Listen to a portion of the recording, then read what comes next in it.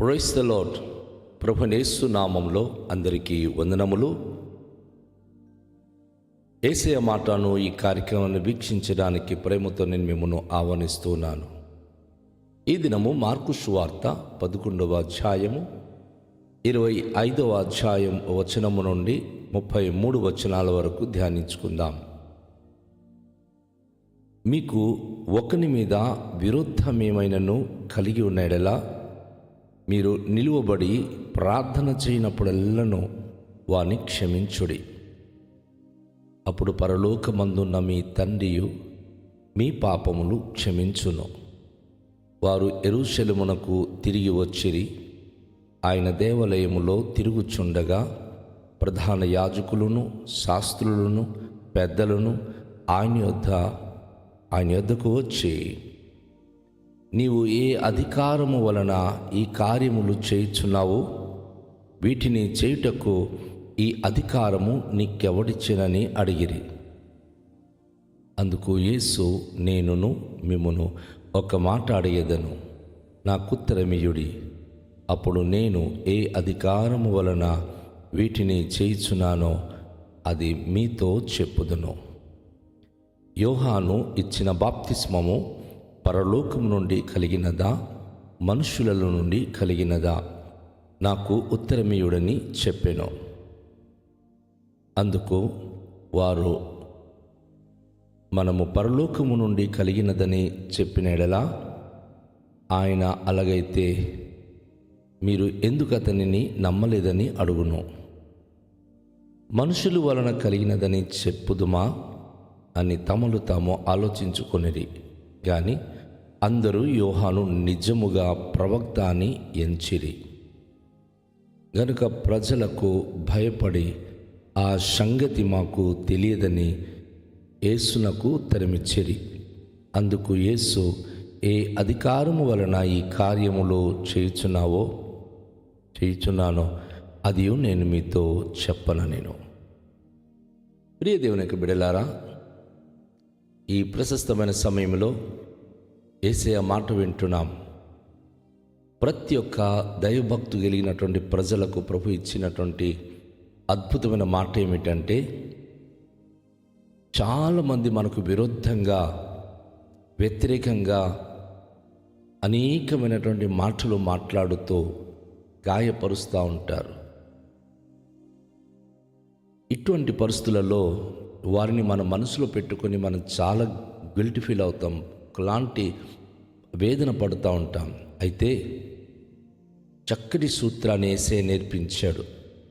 దైవభక్తి కలిగిన ఏ బిడ్డలైనా, ఒకవేళ ఎవరైనా సరే ఒకరి మీద విరుద్ధం ఏమైనా కలిగి ఉన్నాడలా, ఎవరి గురించైనా విరుద్ధ భావం మీకున్నా, ఎవరైనా మీ మీద విరుద్ధంగా ఏదైనా అనుకుంటున్నా, మీరు నిలువబడి ప్రార్థన చేసినప్పుడల్లా వారికి క్షమించండి.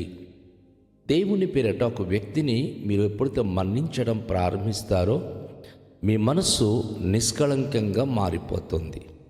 మీ మనస్సులో ఒక ప్రశాంతత అనేది ఏర్పడుతుంది. ఎందుకంటే పరలోకపు తండ్రి ఆయన క్షమాగుణము కలిగిన వారు. మన పరలోకపు తండ్రి మనం ఇతరులకు క్షమించినప్పుడు ఆయన మనలను క్షమిస్తాడు, ఆయన మనలను ప్రేమిస్తాడు, ఆయన అన్ని విషయాల్లో ఆదరిస్తాడు. మనం ఏవైతే మనుషులకు చేస్తామో దేవుని దగ్గర నుంచి అదే పొందుతాం. దేవుని యొక్క దీవెనతో మనం వర్ధిల్లుతాం. మనము మనుషుల విషయాలు కనుక కఠినం చూపిస్తే దేవుడు మన ఎడల కూడా కఠినం చూపిస్తాడు. కనుక మనము దైవ గుణములు, దైవ లక్షణములు కలిగి ఉండడానికైతే ప్రేమ, క్షమ, శాంత స్వభావం, ఇవన్నీ దైవ స్వభావము. అది మనలో సమృద్ధి కలిగి ఉండాలి. ఆయన ఈ మాటలు చెప్తూ యెరూషలేము దేవాలయములో ఆయన ప్రవేశించినట్లు మనం గమనిస్తున్నాం. యెరూషలేము దేవాలయంలోనికి వచ్చి ఆయన తిరుగుతున్నప్పుడు చాలామంది ప్రధాన యాజకులు, శాస్త్రులు, పెద్దలు ఆయన వద్దకు కూడి వచ్చారు.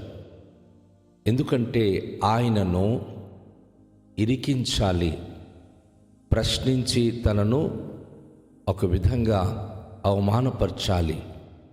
అందుకని ప్రభు దగ్గరికి వచ్చి వారు ఏమంటున్నారంటే, ఏ అధికారం వలన ఈ కార్యాలను చేయుచున్నావు? వీటిని చేయుటకు ఎవరి అధికారం నీకు ఇచ్చాడు అని యేసయ్యకి అడుగుతున్నారు. అవును, ఈరోజు మనం గమనిస్తున్నాం, లోకంలో ఎక్కడికి వెళ్ళి సువార్తకి వెళ్ళినా, ఏ ప్రాంతానికి వెళ్ళి ప్రభు గురించి మనం బోధించినా, ఆ ప్రాంతంలో అనేక మంది ఇలాంటి క్రూరమైన మనుషులు తయారైపోయారు. మీకు సువార్త ప్రకటించడానికి ఎవరు అధికారం ఇచ్చారు అంటే వీళ్ళు ఈ లోకానికి అధికారులుగా వాళ్ళు ప్రశ్నిస్తూ ఉన్నారు. నిజంగా చాలా దురదృష్టకరమైన సంఘటన. వారికి వాస్తవంగా ఈ లోకంలో వారికి ఎంత హక్కు ఉందో బ్రతకడానికి మనకు కూడా అంతే హక్కు ఉంది.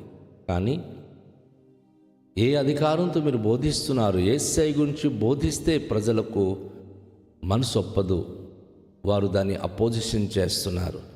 ఇక్కడ యేసు ప్రభువారు అనేక మందికి బోధించి, స్వస్థపరిచి, మేలు చేసి, అనేక కార్యములు జరిగించుకుంటూ అద్భుతాలు జరిగిస్తూ వెళ్తుంటే, ఇవన్నీ చేయడానికి నీకు ఎవరధికారం ఇచ్చారు అని యేసును ప్రశ్నించేటటువంటి వారు ఆయన ఎదుటకొచ్చి ఆయనకి ప్రశ్నిస్తున్నారు. అయితే యేసు ప్రభువారు మరి వారికి కూడా ఒక ప్రశ్న వేస్తాను అని, నేను కూడా మీకు ఒకటి అడుగుతాను, మీరు చెప్పండి అని, మరి వారు ఏ విధంగా అయితే యేసును చిక్కులు పెట్టడానికి ప్రయత్నిస్తున్నారో, యేసు చిక్కులు పెట్టడానికి కాదు, వాస్తవికమైనటువంటి యొక్క ప్రశ్న వారి మీద ఆయన వేశాడు. ఆయన వారికి అడుగుతున్నప్పుడు నాకు జవాబు ఇవ్వండి, అప్పుడు నేను ఏ అధికారంతో ఇవన్నీ చేస్తున్నానో మీకు స్పష్టంగా చెప్తాను అని ప్రభు వారి ఎదుట ఆ మాటలను ఆయన తెలియజేశాడు. నేను ఏ అధికారముతో ఈ కార్యములు చేస్తున్నానో మీకు చెప్పే ముందు నేను అడిగిన ప్రశ్నకు మీరు సమాధానం ఇవ్వండి అని ప్రభువారు వారికి ఆ ప్రశ్న వేస్తూ ఉన్నాడు. ఆ ప్రశ్న ఏమిటి అంటే, యోహాను ఇచ్చిన బాప్తిస్మము పరలోకం నుండి కలిగినదా, మనుషుల నుండి కలిగినదా? నాకు ఉత్తరమియుడని చెప్పాను. వాస్తవానికి బాప్తిస్మం ఇచ్చు యోహాను యేసుప్రభు కంటే కొన్ని నెలల్లో ఆయన పెద్దవాడుగా ఈ లోకంలో పుట్టాడు. వయసులో పెద్దవాడుగా పుట్టి యేసుప్రభు వారికి ముందుగా మార్గము సిద్ధపరిచేటటువంటి బాధ్యత తీసుకున్నాడు. ఆయన యోర్దాను ప్రాంతంలో మారు మనసు నిమిత్తం ప్రకటిస్తూ పరలోక రాజ్యము సమీపించింది, మారు మనసు పొందుడి అని చెప్తూ తమ పాపములు ఒప్పుకొని యోర్దాను నదిలో బాప్తిస్మము పొందుడి అని చెప్పి పాప క్షమాపణ నిమిత్తము బాప్తిస్మం అనేది చాలా అవసరము. బాప్తిస్మం అనగా తపోస్నానం. ఒకడు నీటి మూలంగా జన్మించాలి. తన పాపరోత బ్రతుకును గురించి ఒప్పుకొని నీట మునిగి తను పరిశుద్ధత కలిగి ఉండాలి. ఈరోజు మనం చూస్తున్నాం, మన దేశంలో కూడా ఈ ఆచారం ఉంది. అనేక స్థలాల్లో అనేక పుష్కరాలని కానీ అనేకమైన కార్యక్రమాలు కానీ ప్రజలు దండోపతాండంగా వెళ్ళి మునుగుతున్నారు. అయితే కేవలం స్నానం చేసుకుని వచ్చేస్తూ ఉన్నారు. కానీ బైబిల్లో ఉన్న యోహాను మాత్రం వారికి నీటిలో స్నానం చేపించడం కాదు, వారి పాపములు ఒప్పింపచేసి, వారు ఏ తప్పు చేశారో ఆ తప్పులన్నీ కూడా చెప్పుకొని ప్రభు పేరట వారికి ముంచి బాప్తిస్మం ఇచ్చి తపోస్నానం ఇచ్చి పంపించే క్రమము జరిగేవి. అనేక మంది పరుగులెత్తుకుంటూ తమ పాపాలు ఒప్పుకుంటూ యోహాను ద్వారా బాప్తిస్మము తీసుకునేవారు. అయితే యేసు ప్రభువారు అంటున్నారు, ఈ బాప్తిస్మం ఇచ్చే యోహాను బాప్తిస్మం ఇచ్చే అధికారము పరలోకం నుంచి తనకు దొరికిందా, లేకపోతే మనుషులు ఇచ్చారా? ఎవరి వలన ఆ అధికారము ఆయనకి కలిగింది అని ప్రశ్నించినటువంటి పరిసయ్యులకు, యాజకులకు అడిగినప్పుడు మాకు తెలియదు అని చెప్పి వారు ఉత్తరమిస్తున్నారు. పరలోకం నుండి వాళ్ళు అంటున్నారు, పరలోకం నుంచి కలిగిందని చెప్పినడలా అతనికి మీరు ఎందుకు నమ్మలేదు అంటారు. ఏం చెప్తాం?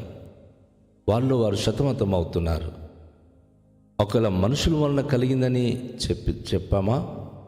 మీరు ఎందుకు యోహానేమో వీరు ప్రవక్తగా ఎంచిరి, కానీ అతనికి నమ్మట్లా, తనకి శిరచ్ఛేదనం చేసి చంపేశారు. ఇప్పుడు వారు ఏం చెప్పాలో వారికి అర్థం కావట్లేదు.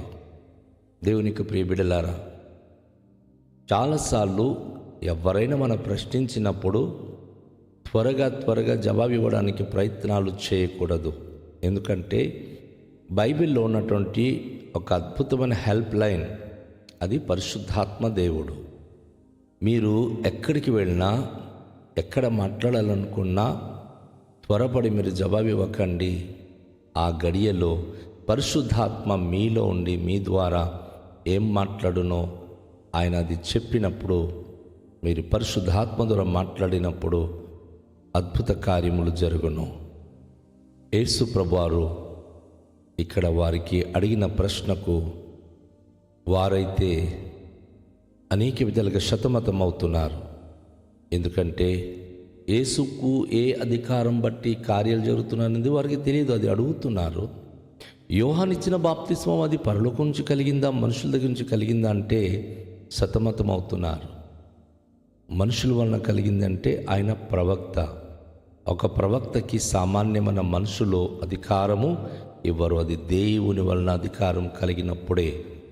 ఒక దైవజనుడు శక్తివంతంగా బోధిస్తున్నప్పుడు ఆ బోధనకు వెనకల ఉన్నటువంటి దన్ను ఏమిటి అంటే పరిశుద్ధాత్మ దేవుడు. పరిశుద్ధాత్మతో నింపబడిన దైవజనుడు ఎవరిని భయపడడు. ఆయన ఖండిస్తాడు, బుద్ధి చెప్తాడు, బోధిస్తాడు. అది వినేవారికి దీవెన కలుగుతుంది. ఒకవేళ అది నమ్మకత్వం లేకపోతే నష్టము కలుగుతుంది. గనుక వారు ప్రజలకు భయపడిపోయి, ఒకవేళ మనుషుల వలన కలిగిందంటే ఆయన ప్రవక్త, ఒకవేళ దేవుని వలన కలిగిందంటే ఆయనకి మనం నమ్మము. కనుక ఏ అధికారంతో ఈ కార్యములు ఆయన చేస్తున్నాడో, లేకపోతే ఎవరు తనకి అధికారం ఇచ్చాడో మాకు తెలియదని చెప్పేద్దామని చెప్పి తీర్మానించి అలాగే సమాధానం ఇచ్చారు. అందుకు యేసు ప్రభువారు, ఏ అధికారం వలన నేను ఈ కార్యములు చేయుచున్నానో అది నేను మీతో చెప్పనెను. అవును, దేవుడు మనకు ఇచ్చే అధికారం అది దేవుని వలన కలిగినదా, మానవు వలన కలిగిందా అనేది మనం ఎవరికి సమాధానం సమంజసం చెప్పాల్సిన అవసరము లేదు. ఎందుకు అంటే దేవుడు పైనుండి ఒకనికి ఒక అధికారం ఇస్తేనే కానీ ఎవరు ఏమీ పొందలేరు.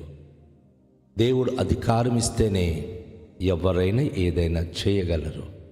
కనుక ఒక వ్యక్తి అద్భుతాలు చేసినప్పుడు, ఆశ్చర్య కార్యములు చేసినప్పుడు ప్రశ్నించే హక్కు ఏ మనిషికి లేదు. అది దేవుని వలన కలిగినప్పుడు దేవుడు తన నామానికి మహిమకరంగా సమస్త కార్యములు ఆయన జరిగించుకుంటాడు. ప్రియ దేవుని యొక్క బిడలారా, ఈ ప్రశస్తమైన సమయంలో రండి, తలలుంచుకొని దేవునికి ప్రార్థన చేద్దాం. మిక్కిలి దయగల తండ్రి, మీకు స్తోత్రాలు. ప్రభువా, మన్నించడము అనే ఒక అద్భుతమైన గుణము ప్రార్థించినప్పుడల్లా మేము కలిగి ఉండాలని తెలియజేశారు.